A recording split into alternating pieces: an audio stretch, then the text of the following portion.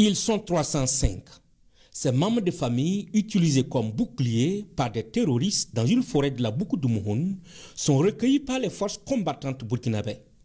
Ces familles sécurisées étaient dans une situation de dénutrition et de détresse sanitaire. Les cas de peur excessive, les cas d'insomnie et des cas de retrait social. Donc c'est une symptomatologie donc, de détresse psychologique. Donc on constate lorsque des personnes ont été confrontées à des incidents critiques. Donc en tant que psychologue, donc, nous prévoyons donc de mettre en place rapidement un dispositif donc, pour pouvoir prendre en charge ces cas. Dès lors, le chef de l'État et le Premier ministre instruisent de les transférer sur ces sites à Ouagadougou pour une meilleure prise en charge. Les départements en charge de la sécurité, de la santé et de l'action humanitaire agissent donc en synergie pour leur venir en aide.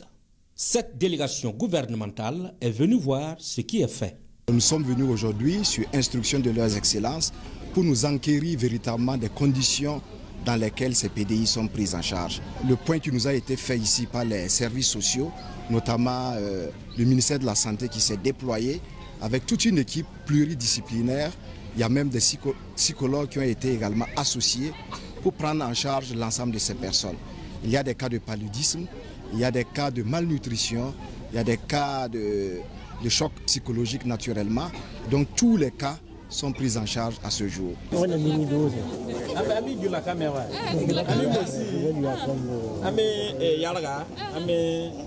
Après avoir été sauvés par les forces de défense et de sécurité et les volontaires pour la défense de la patrie et mis à l'abri par les autorités burkinabées, ces familles témoignent et remercient le gouvernement. Nous étions dans notre village jusqu'à ce que la situation s'aggrave. Nous étions contrôlés par les terroristes. Dieu merci, on nous a libérés.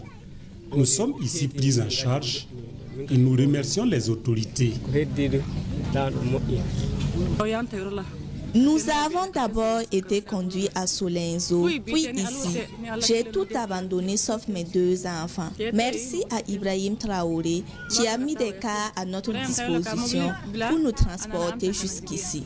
Le fait de retrouver ces familles et les prendre en charge montre le professionnalisme des forces combattantes burkinabées et bat en brèche une certaine campagne de désinformation diffusée à ce sujet sur les réseaux sociaux. Voilà, il faut préciser que nos forces combattantes se sont retrouvées en face de ces familles-là et ont eu la conviction et les éléments de preuve qu'elles étaient retenues contre leur gré en otage afin de servir de bouclier humain par les terroristes.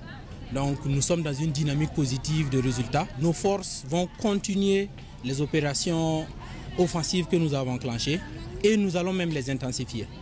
Donc les tentatives de désinformation qui sont faites non seulement pour ternir l'image des forces combattantes et aussi pour saper notre dynamique ne nous atteindront pas. Nous restons focalisés sur nos opérations afin de reconquérir l'intégralité de notre territoire national et d'anéantir les forces du mal. Aujourd'hui, il n'y a pas de commune mesure. Le rapport de force est nettement en faveur de nos forces de défense et de sécurité qui se déploient, qui s'activent au quotidien à bien sûr ramener la paix et la sécurité sur l'ensemble du territoire.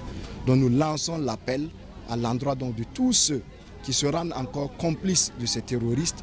Il est temps de déposer les armes, il est temps de rallier. Aucun Burkinabé, aucun citoyen vivant sur le territoire burkinabé ne verra ses droits lésés, insiste le porte-parole du gouvernement. Par contre, ceux qui refusent jusque-là de déposer les armes verront les forces combattantes burkinabées sur leur chemin.